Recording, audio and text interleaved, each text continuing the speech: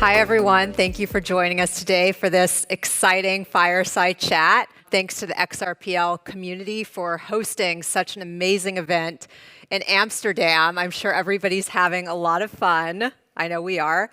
I'm so excited to be joined today by David Schwartz. He's CTO of Ripple, obviously one of the leading figures in the blockchain industry. And we're going to be talking about all things in terms of the future of blockchain and the road ahead. So tokenization, AI, we'll chat a little bit about the SEC court ruling, and all of that. So I'm very excited to get started with this panel. And David, is there anything you want to say before we get started? An introduction? I do want to point out one thing that you guys, you may not even notice this, but you were seeing the debut of something brand new. Does anybody have any idea what I'm talking about? It's somewhere in this room. All right, I'm going to tell you. My new headshot. Woo! No, seriously, it's fantastic to be here. We've had a great time in Amsterdam. The community has been amazing, and this is just awesome. Like I said, my job isn't always fun, but this is always amazing. Yes, this is a very fun event. So thanks again to the XRPL community and to you, David, for hosting us. It's just been an incredible blast. I've spoken to so many people, and just the spirit of things that they want to develop, things that they're working on. It's just always energizing to come and see the community. I interact with the community on Twitter, email, and all kinds of other ways, but there's just nothing like a room full of people. Nothing compares to that energy, and it's something that I think a lot of us missed during the pandemic. And just being able to there's no difference. It's so much more tangible when you can actually see it. You know what I mean? When it actually is there in front of you in the form of bodies and people who walk up to you and have conversations. And excitement doesn't come through in an email. It doesn't really come through well in a Zoom conference. You can't build a movement. You can't, those kinds of things just have to happen in person. And so I'm just so excited to be here. Yeah, definitely. Cool. So without further ado, let's get started with the fireside chat. So David, we have to address the elephant in the room, the SEC lawsuit. Many developers in the US have been closely watching the outcome. The court said that XRP is not in and of itself a security, so congrats to you and Ripple. Thank you. Yeah, it's big news. So with this landmark decision, what do you believe this outcome means for developers, both those building on the XRPL and in the wider blockchain community? So it's not over yet, but I mean, this is a huge inflection point. It feels like there's kind of a bit of a change in the tide. Obviously, this ruling is enormous, specifically, as you mentioned, the finding that XRP, the token itself, is not a security, and that's not something that's being appealed or being disputed. That's as close to an established fact as you're going to get. But I think there's other signs that there's a bit of a tide turning. Coinbase pushing back very strongly, pushback on the Bitcoin ETF. So I'm hoping that this is a sort of turning point in the war, in the United States. We'll see how that goes. We're just 2.5 years from what I call the worst Christmas ever. I mean, that was just such a blow to our morale and to our spirit. And then 2.5 years without, any real good news on that front. And then this ruling just really, the case is not over, but it was a huge change. Unfortunately, I mean, the regulatory environment in the United States is still not great. And so I generally, my heart breaks to tell crypto projects that they probably, depending on what they're trying to do, they probably want to stay out of the United States if they're going to hit any of the hot buttons, any of the things that, the United States government has shown, that they want to they're going to create a problem. For companies like Ripple that have the money to operate outside the United States, it's not as big of a handicap, but my heart breaks for small groups of people who are located in the United States. Like, what are they supposed to do? You got a group of 5 or 6 people who are based in, let's say, San Francisco or something, or Austin, and they don't have the money to operate outside the United States. It's just sad to me that there could very well be a technological and financial revolution, and the United States has kind of, at least for now, decided to sit it out. But I mean, there's certainly cause for optimism. I think we're going to see pushes for change in regulation. I think one big setback to that, of course, was Sam Bankman-Fried. He was the voice of crypto regulation in Washington, D.C., and I think a lot of senators and congressmen stuck their neck out for him and basically said, look, this is someone, there are good actors in this space who want to see regulation to organize the space, and unfortunately, they feel like they were betrayed and they look like fools. And so now basically the movement for constructive regulation has become associated with one of the largest frauds in the industry.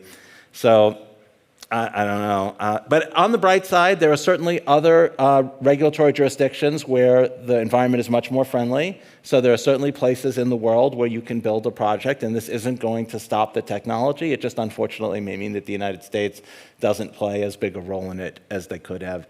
I went through the sort of internet revolution, and that was very influential on me. And a lot of people may not know, particularly if they're younger, that there was a huge battle over the technology behind the internet around encryption, and criminals will use it to hide information so that law enforcement can't subpoena information to stop terrorist financing and spread of child pornography and radicalization of terrorists. And there was a big battle. I actually have an export license from the days when cryptography was considered munitions, and I had to get a license to export encryption software from the United States, from the Bureau of Export Administration, like they were, rocket-launched, RPGs or something, or missiles. I mean, we won that battle. We won that battle, and the internet has democratized the flow of information in ways. It used to be if you wanted to say something, you had to get a newspaper or a book publishing company or broadcast television station to let you do it, because there was no way to reach the world otherwise. And we won that battle, and so it's just sad to me that the United States has not taken a more active role. Yeah, but it is exciting to see that Ripple is kind of leading the way and hopefully creating change for the regulatory environment in the United States. I mean, that's a lot of weight on Ripple's shoulders, but I do think that in the coming years, also with Coinbase and Binance, we'll see progress being made in the United States. That's a big change from 2.5 years ago, because when the SEC first sued Ripple, a lot of the perception in the blockchain space was good. They're going after the bad guys. And they basically said that they basically felt that they would go after Ripple and then they would sort of stop because somehow we're so bad, and I think I don't think anybody believes that anymore. I think it took 2.5 years. It took the SEC coming up with everything they could possibly find. They never accused anybody there's no fraud accusations in the case.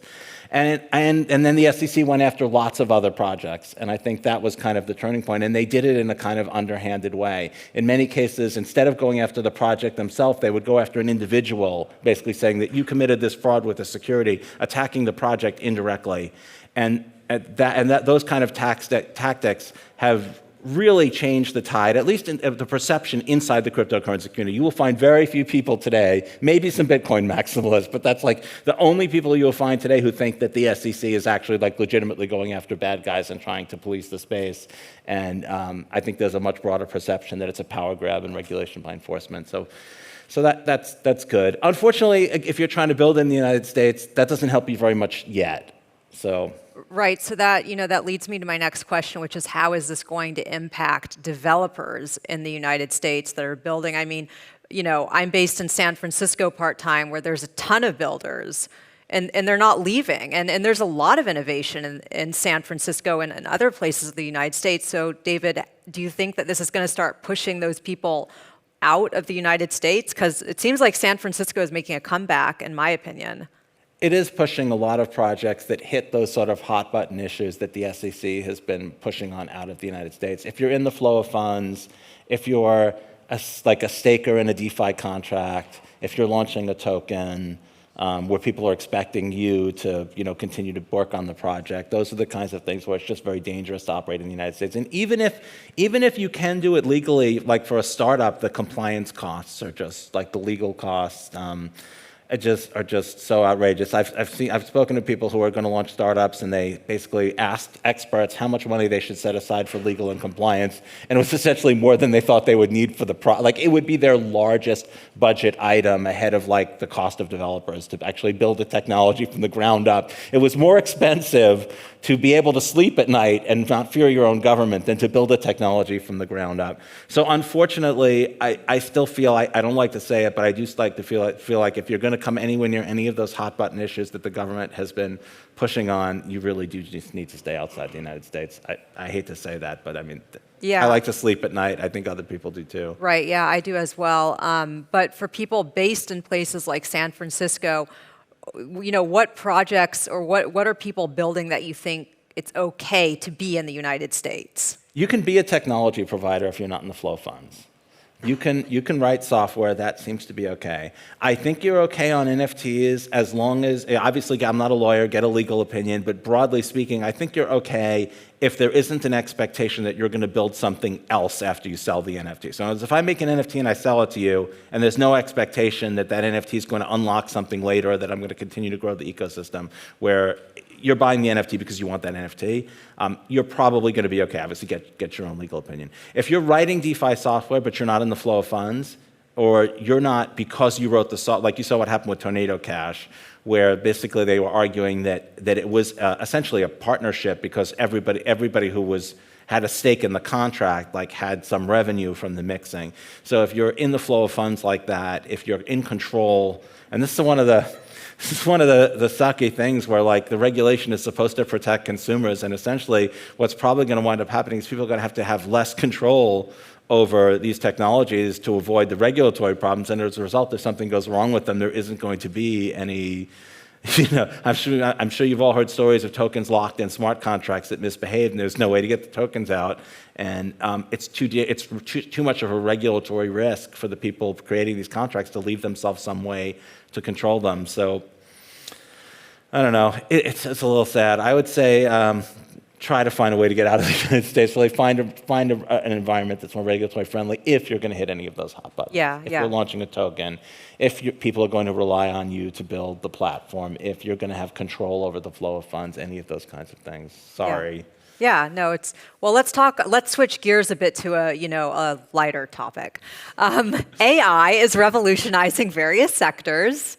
How do you see AI intersecting with blockchain technology? Are there any specific applications or concerns that come to your mind? Well, I think when the Skynet robots start shooting at all of us, we'll use the blockchain to buy the things we need to defend ourselves from the AI robots. That's a great use case. I'm going to write about that. No, seriously though, there's a lot of different AI-related. First of all, I'll just give you my broad take on AI, which is that it is going to be a big deal. I'm not one of the doom and gloom people. I don't think we need to forget about everything else and focus on preventing AI robots from killing us or something. I do think there are threats with any new technology is going to have threats. I don't think this is on the scale of the threat of nuclear war or biological weapons, but I do think it is a technology that does present legitimate threats. One of the examples of a threat, and then I'll talk about the good stuff, but one example of a threat is the prospect of deep fakes. I think we're probably only a couple of years away from it being within the budget of any evil genius who's got $1 million to be able to produce hundreds of concurrent live streams of an event that's not happening. And so you could imagine a situation where maybe 5 years from now, someone on $1 million budget can create dozens and dozens of live streams of a terrorist attack in London that is not actually happening. And meanwhile, everybody else is, here I am in London, there's no terrorist attack, what are you talking about? And we might have a very difficult time figuring out which is real and which is the fake. And that's a situation that we could really be in. And it's kind of funny, about at least 20 years ago, I was asked a very similar question about fakes at a very, very different conference than this one, as you might imagine. And I said that democracy allows people to have differences of opinion, but generally assumes that they can agree on facts. If you're going to have an election, we have to agree on who the candidates are. When is election day? These basic things. We should be able to agree on who the current leadership is, right? These are basic facts that we should be able to agree on as the sort of base from which we can have our differences of opinion. If we can't do that, it's hard to imagine how you can have a functional democracy. In the United States, the example I gave, I was in the United States at the time, is I gave an example of an election where we might not even be able to agree on who the current president is. And it turns out to be very prophetic, because if you know what's going on in U.S. politics right now, there's a significant group of people who are saying we can't trust the results of the election, and there's another significant group of people saying there's absolutely no reason to say, like, there's no basis in fact for that claim. And this is a very basic factual, the kind of thing that should not be in dispute. And AI is going to make those types of disputes much more common and much more difficult to address. It's going to make it much more easily for people who want to create that type of confusion to do so. And that's also going to mean it's going to be harder to hold people to account. Let's say I do some terrible thing, and there's video evidence, and there's pictures, and like you've got all the evidence that you would have needed, 40, 30, 20 years ago to be absolutely certain I had done this I don't know, maybe I shoot somebody, and like there's a video of me holding the gun, and right? I can claim that's a deep fake. And there's a problem in that how plausible is that claim, and how can you know whether I'm telling the truth or not? And that's going to leave us in a situation where it's going to be very hard to hold people accountable, and it's going to put pressure on things like our justice systems. It used to be that forensic evidence wasn't a thing. Like all you had was you had eyewitnesses, or you couldn't tell who did something. Today, we have lots of forensic evidence. We have things like DNA and bullet matching a bullet to a gun. And there have been some abuses. I don't know how many of you know about some of the stories of abuses of people who claimed that they could match bite marks to teeth when they couldn't, people who claimed that they could prove that fires were arson when it was just complete, like pseudoscience. We're going to have another wave of that, but it's not going to be pseudoscience. It's going to be the ability to falsify evidence. It's going to be so easy to falsify evidence so conclusively. And then, of course, we're going to have people who are going to attack legitimate evidence on the grounds that we can't tell that it's not falsified. The only way I see blockchain helping much with that is at least blockchain can prevent you from reconstructing the past. So blockchain can't prevent me from making a false claim now, but it can prevent me from making a false claim about something that happened in the past, because we may be able to use it to date things more accurately. So if there's some legitimate footage from a certain date, it could be time-stamped through a blockchain, and that could make it harder for me to sort of reconstruct the past and claim that some footage I'm showing you now was something that happened in the past. That's a small victory, but it's a victory. So from the doom and gloom to the good stuff, some of the potential for AI, AI image generation has come an incredible, I don't know if any of you guys saw my tweet, but I had a tweet where I showed what AI image generation looked like just 1 year ago and what it looks like today, and the difference is just astounding. It's just astronomical. And it was these images of a girl, and someone said, 3 years from now, you make the image and she comes to your door, which, it's funny. But it's almost true. That ability is going to sort of democratize the ability to create illustrations and artwork, and people will be able to express themselves in ways they couldn't before. I think that's important, but not nearly as important as what things like ChatGPT and large language models have been able to do. And that's a very dangerous technology because they have no conception of morality or truth. What they try to do is they try to give you the answer they think you want. And they're very good at giving you what you think you want, which has little to do with whether it's truthful or accurate in many domains. I'm sure many of you have seen, I tweeted about it, the lawyers who cited cases that did not exist because AI created those cases. Because typically when you answer a legal question, you cite cases, and people want you to cite cases. So it cited cases. It didn't know that it was important that you cite cases that in fact exist. It had no idea that that was kind of a very important thing in the law, which it is very, very important thing in law. These lawyers are very lucky that they didn't get this far, but we're going to see a lot more of that. We're going to see a lot more of reliance on AI without people understanding the limitations of AI.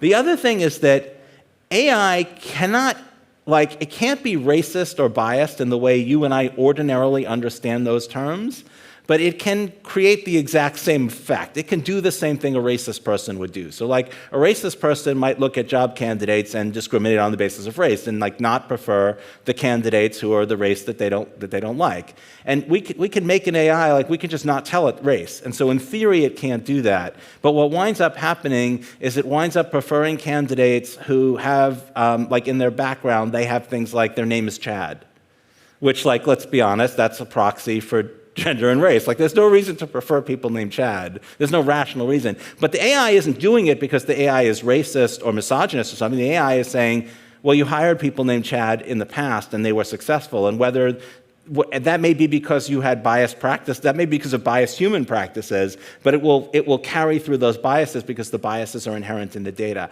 If you ask it to draw a woman, you'll probably get like a young white woman, because most of the training, that's what like a lot of the training data consists of. And if you want someone from another race, you have to tell it that. So it's sort of like the default is whatever is dominant in its input data. And what's dominant in its input data can carry forward human biases. And that's a huge problem that can happen without us ever intending to do it. And the biggest problem is most AIs are black boxes. ChatGPT cannot tell you why it gave you a particular answer. So if it gives you an answer like, hey, this person shouldn't be on probation, they're likely to reoffend, it can't tell you why it said that. It can't enumerate what factors it used. So if it used the fact that that person's name wasn't Chad, it can't tell you that. And so it's very difficult to see how the biases in the input data make it through into the output data. I don't know if blockchain is going to be able to help with any of those things, but I know that those are going to be real problems that we're going to have to tangle with. Yeah, that's a great answer, really insightful. What are your thoughts on AI chatbots for developers to write software faster or just like easier? I think I had a conversation, well, I did have a conversation yesterday about someone at RippleX was mentioning that. Do you have any thoughts on AI being used for that? I think it's a fantastic time saver. You do have to be very careful with it, but it is a great time saver. There are a number of similar tools like frameworks that don't use AI, but this is sort of like a turbocharged version of that. That may also sort of democratize the ability to code. There's a lot of gatekeeping in coding. Like if you want to write code like in the XRP Ledger software itself, the cost of admission is very high. Like the knowledge base that you need in order to do that just without breaking something is extraordinarily high. And anything that we can do to sort of reduce that barrier to entry is going to be a really good thing. AI is one of the technologies that does seem to be improving that quite a bit. I have not messed with it myself yet, so I can't tell you what the first-hand experience is like, but I've seen people who wanted to write a game in a particular framework, and they told the AI just the most basic parameters of the game, and they actually had a functional working game, like a couple of iterations, like, oh, you didn't understand what I meant by this, but a very like conversational interaction, and then they had a working game. They had all the framework, and then they could, change the places where they wanted things that were really different. But that's a pretty significant time saver. I can tell you, as a programmer, a lot of time is spent in boilerplate. A lot of time is spent in just, like, I want a class that does these things and has these members, and I need, and it's just a lot of time just turning that into code before you actually get to do the sort of creative part. And anything that could streamline that is going to be fantastic. And we'll see how that goes. But I mean, if you look at where AI has come in just 2 years, I don't see any reason that's going to slow down. Some technologies, you see these revolutions and then they sort of slow down, and so then they don't have the impact that you might have thought. But I don't see this slowing down. I think we're going to continue to. I guess the thing that's frightening to me is the algorithms that ChatGPT uses are really dumb. Like if I explain them in detail, you'd be like, seriously, that's what ChatGPT is doing? That doesn't sound like that should be able to produce anything. Like we thought that like if you wanted to create something that could do the kinds of things that ChatGPT could do, you'd have to do them more or less the way a human brain works. You'd have to sort of like implement general intelligence. And it turns out that you can fake a very significant fraction of what we think of as intelligence in these I hate to say it, but they're shockingly dumb. They're basically just pattern matching. They basically find patterns in the input and replicate them in the output by giving the output that tends to match the types of inputs. Like, we don't think of that as intelligence. We think of that as just like very simple number crunching. And it's a little frightening to think that what we think of as the outputs of intelligence may be easily produced with algorithms that don't seem very intelligent to us. I don't know where I was going with that, but I hope you found that. Yeah. I mean, no, because I think a lot of people think AI has all the answers, but like you said, I agree, it's a time saver. I'm not going to use it for writing because I'm a very good writer and I don't need help with that, but maybe someone who's not a good writer may want to use an AI tool to help them save time to write a paragraph or whatever. That I have used ChatGPT for, and it's been tremendously helpful. Okay. I'm super awkward with certain types of things. like certain types of responses to people, like when a project doesn't go well, and you have to tell the team, hey, I understand you guys, did what you needed, you tried your best, and failed through no fault of your own. Like if you go to ChatGPT and you say, I need to send a message to a team that worked really hard on a project but failed due to external events they had no control over, and I want to, motivate them to keep at it and express sympathy. How should I do that? And he'll give you it'll do a phenomenally good job of giving you a letter. Or if you say like, I invited my best friend to my wedding, but my fiance hates him. How do I tell him he's not invited without hurting his feelings? Like, I don't know how to do that, but ChatGPT is fantastic. ChatGPT is actually fantastic at that kind of thing. Seriously, give it a try. Cases. Yeah, no, that's wonderful. Thank you for sharing, David. It's better at emotions than I am. Yeah, no, I mean that's crazy. But in fairness, though, what it's doing is there's a lot of emotional content in its input, and it's sort of mining that and spitting it back out. It is not, it handles emotions the same way like Mark Zuckerberg does. Yeah, interestingly enough, I had to write a creative piece one time, and because I'm not a creative writer, I used to be, but now I'm just very straightforward. I actually did ask ChatGPT for help, and it was very emotional and creative. Yeah, it seems like it, right? Yeah, it was much more emotional and creative than I am. But what it's doing, though, is that it is, I mean, in a literal sense, it's not emotional or creative. What it's doing is there's a tremendous amount of emotional and creative input. And the funny thing is like we think of being creative as finding things that are not in the input, right? Like if you're just regurgitating the input, that's not creative. But it turns out that a very significant fraction of what we describe as creative is just is rearranging input. And the proof of that is that you can give ChatGPT a question and it can produce an output that honestly seems creative. Yeah. And so it's a little frightening to think like when we're creative, are we just, reorganizing input the same, I think we solve problems very differently from the way AI does. It's just shocking that the things that we thought that you needed, the sort of emotion and commitment to truth and all those sort of things that we value in people that we interact with, that we thought you needed to produce those types of outputs, you can produce those outputs without having those things. Right. That's a little scary. Yeah, it's crazy. Okay, let's talk about tokenization. The concept of tokenization has grown beyond just cryptocurrency. Assets, rights, and even identities are getting tokenized today.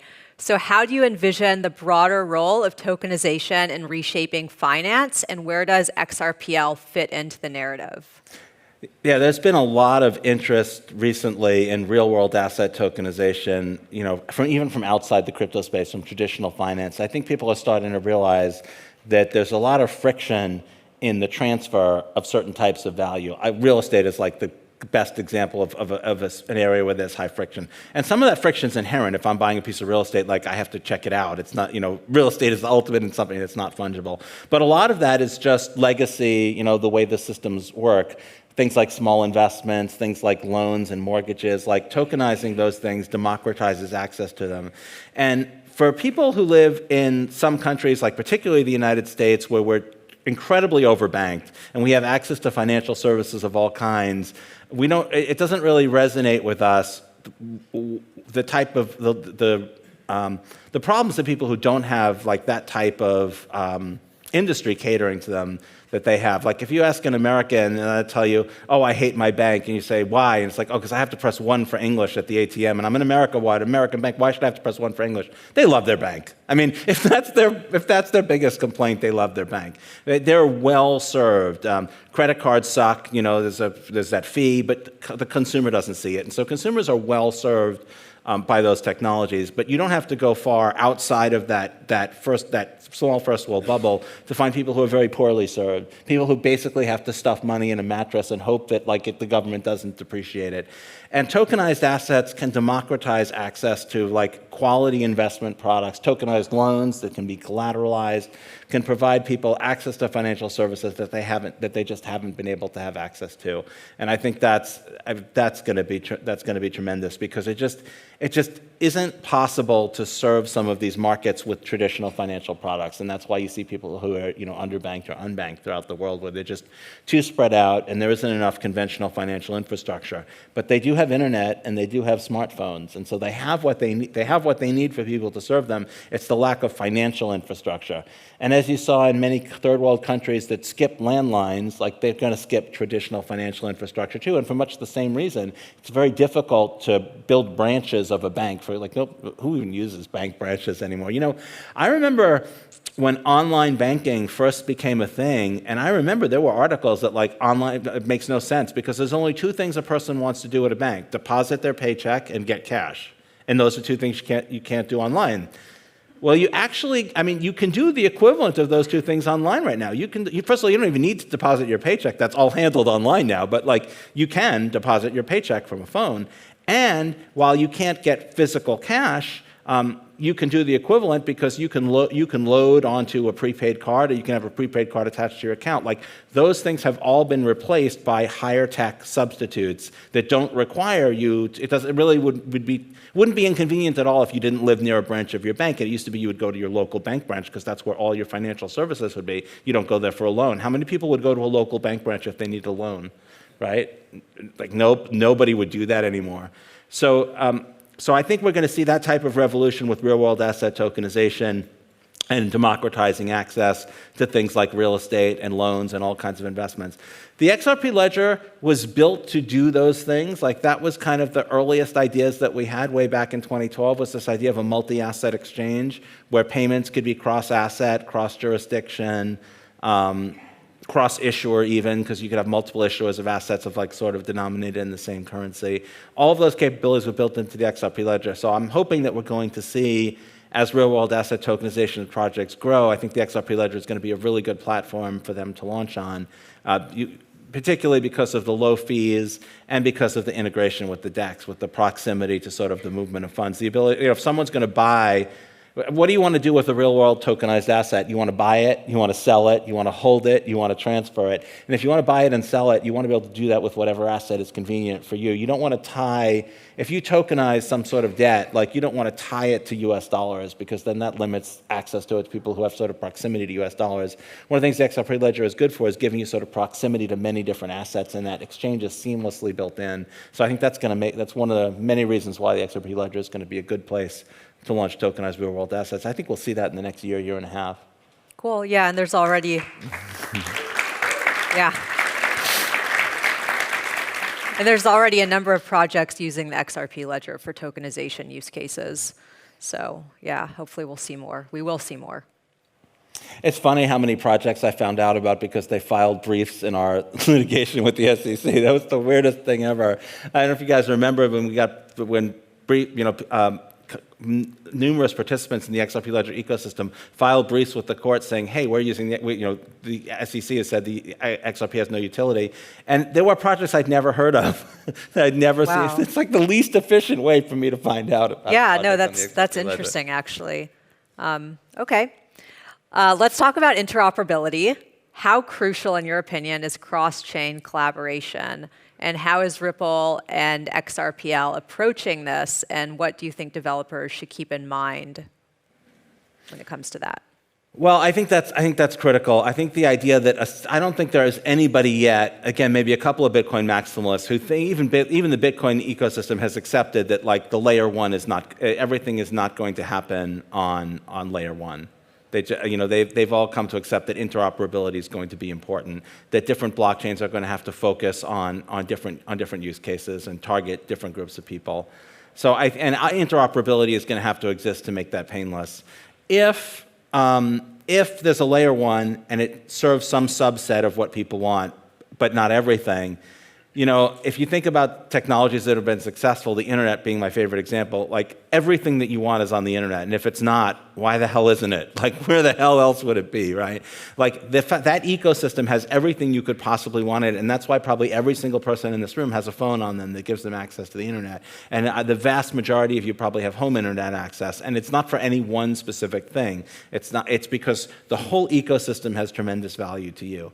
And it's that portability. If you had to have one smartphone to access Twitter and one smartphone for email and one type of home access to do work stuff, like, it would not be compelling at all. It would be a terrible experience. And so interoperability and commitment to standards is going to be extremely important if we're going to have a compelling ecosystem. If we don't have a compelling ecosystem, then we're not going to be able to build a wall around the XRP ledger and get people inside that wall. No cryptocurrency has that kind of market power yet. And so it's going to have, and the value proposition is the openness. Yeah. So that's going to mean interoperability is going to be critical. Definitely, yeah. With the emergence of various layer 2 solutions and side chains in different blockchain projects, how do you see the evolution of XRPL in terms of scalability and layer 2 integrations, and what opportunities does this present for developers? Yeah, so that's kind of the other half of what I was just saying. So the way the interoperability is going to look probably for the XRP ledger is probably going to be side chains or sort of adjacent layer ones. So if you think about a feature like any sort of feature that's kind of heavy and that requires like tremendous resources to implement, hooks is a good example of a feature that's like moderately heavy. There's costs associated with adopting it on the main chain. There's benefits too, but there's also costs. And there are going to be features that are good and that people will want where the costs associated with implementing it on main chain are going to mean that that's not going to be doable. And the other thing that you have is whatever capability the main chain has, however many transactions per second it can handle, there will be people who want more transactions than that for some use case. There'll be some use case that requires some very, very high number of transactions. There may be somebody who wants to issue millions of NFTs. And their use case may be very important to them, and the rest of us may not care about it. It doesn't make sense to put it on main chain. But we don't want to exclude that person from the ecosystem because there would be no reason. There'd be no reason to say no to someone who wants to build something that adds value to the ecosystem. It just can't go on the main chain. So what that means is that we need to have a robust ecosystem of things like side chains and other layer ones, and we need asset portability. Because one of the most difficult things about launching a side chain is getting assets that have actual value on it.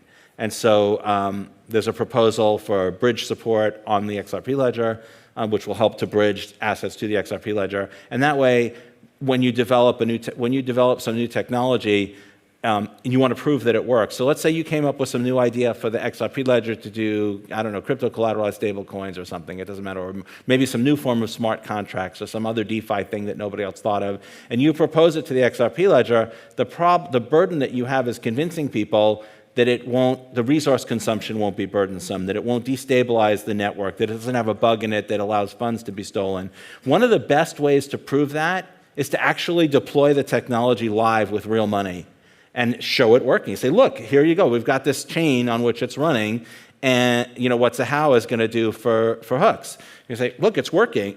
Obviously, it could break, but if it works, look, it's working. Here it is handling real money. Our validators are stable, their resource consumption is reasonable, the network is working. This is proof that this is safe to adopt, and that will help to sort of overcome that heavy burden that we don't want to make changes to main chain that could risk destabilizing the network or causing other problems. And so that ecosystem is going to be good for the main chain. It's going to be good for developers who want to build on a side chain. And it gives you immediate horizontal scalability. Anytime you have another layer one or another chain, however many transactions it has, that is at zero cost to mainnet. And so you can immediately have, another chain with 1,000 transactions per second, or it could be a chain that's heavier or lighter, has different features that you want. That's going to enable people to broaden that ecosystem. And it's also going to lower the sort of cost of admission. Right now, you want to get a feature running with real money, you got to get it adopted on mainnet, which is very, very difficult to do. Being able to launch it on a sidechain is just going to streamline that process. Cool. Let's talk a little bit about user experience, because as the crypto landscape evolves, user experience is becoming paramount for wider adoption. So what user experiences challenges do you believe still need to be solved within the XRPL ecosystem, and how can developers play a role in solving those challenges?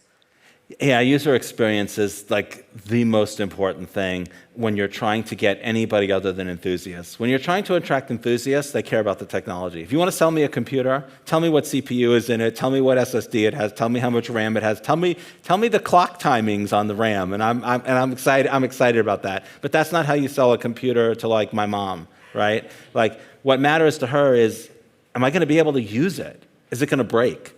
Am I going to be able to understand what I'm doing, or is it going to constantly ask me confusing questions that I don't know how to answer, and I feel like I'm not having a good experience while I'm using it? For retail adoption, for mass adoption, for anyone but an enthusiast, your product is the user experience, right? A car manufacturer doesn't just sell a car, they sell the experience of not just driving their car, but owning their car. They sell the experience of having a flat tire and having to deal with roadside service. They sell the experience of having to do maintenance on it, the experience of ownership, and that's very important to people. And if they get a good experience, then they like that product, and that's how you get that sort of mass retail adoption.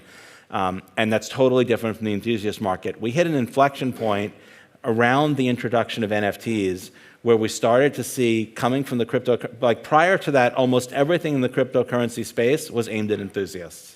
The idea was you had to really care about decentralization, and you had to care about the tech and understand what encryption and digital signatures were to use the tech, and that was fine because that was what everybody was excited about. But we first started to see projects, NFT-based, I think were around the very first, that were basically all around the user experience, that were like, NBA Hot Shots is a good example, Top Shots, excuse me, was a good example they were not that successful, but they sold something like $1 billion worth of NFTs before they failed. So it's hard to use them as a bad example. I mean, that was astonishing, right? But what was interesting was that how many of their customers even knew what technology they were using? I don't even know that most of them cared. What they cared about was that there were players in the NBA that they liked, and they owned a piece of them that nobody else owned, and that's what was important. It was that user experience. And so it's going to be extremely critical, if you're aiming for mass adoption, that the user experience be fantastic. One of the biggest problems, of course, is custody. There's no technical service for the XRP ledger. Like if you make a bad transaction, there's no friendly person answering the customer service phone number to help, the stereotypical, mom to be able to resolve a problem. And some of that is inherent in the technology, and that's something we're going to have to figure out. Every technology that's got mass adoption has had to figure that out. If some of you are old enough to remember copying machines like 20 years ago and printers, they broke down all the time. And if you wanted to have one, you had to have an office with someone professional coming around to service it routinely, and that means nobody's going to be able to print things at home. Like they had to solve the problem of making the technology reliable and bulletproof, and just nail down those user experiences. And that's what we have to do if we want mass adoption. Yeah, those are great points. I agree 100%.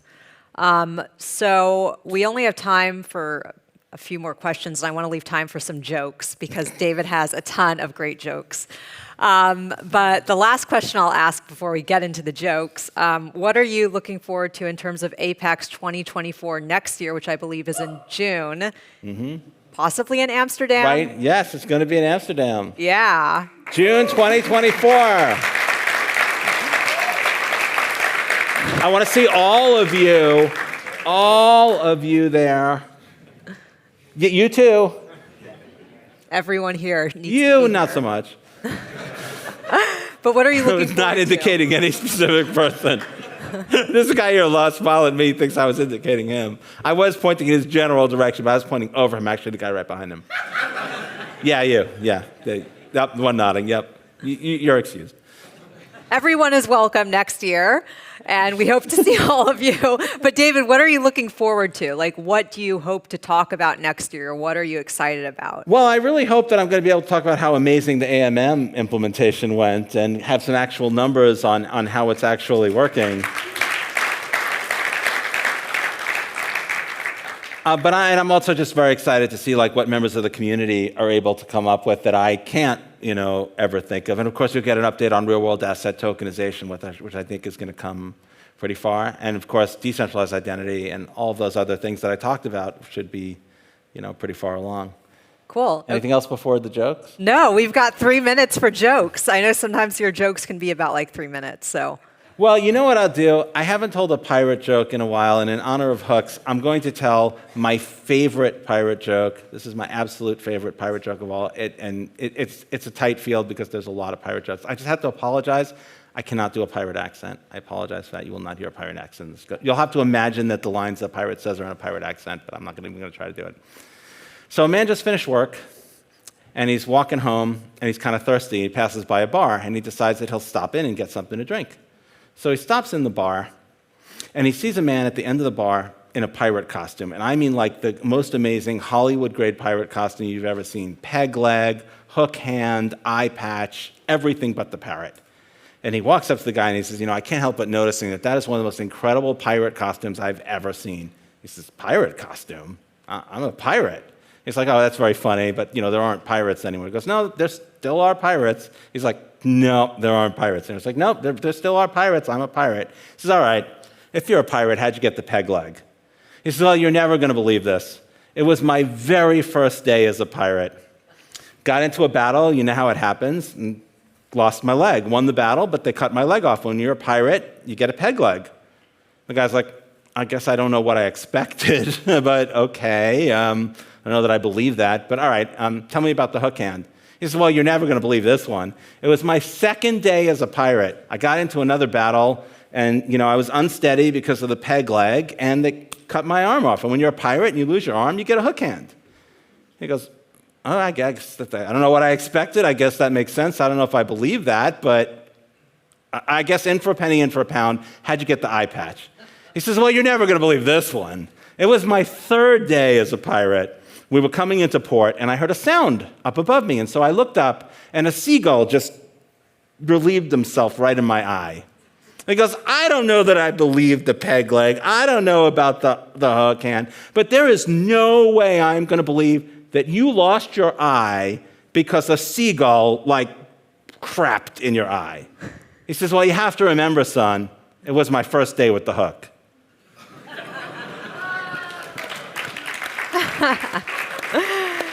That is a great joke, David. Thank you. Cool. Well, on that note, I think Nothing can follow that. Yeah, nothing can follow that, so I think we're good here. Thank you, everyone, for joining us. This has been an amazing event. I can't wait until next year's event. And David, it's always a pleasure to speak with you. I'm sure the audience has gained some very insightful information from this fireside. So thank you for doing this, Rachel. Yeah. I appreciate it. Thanks, yeah. Thanks, everyone.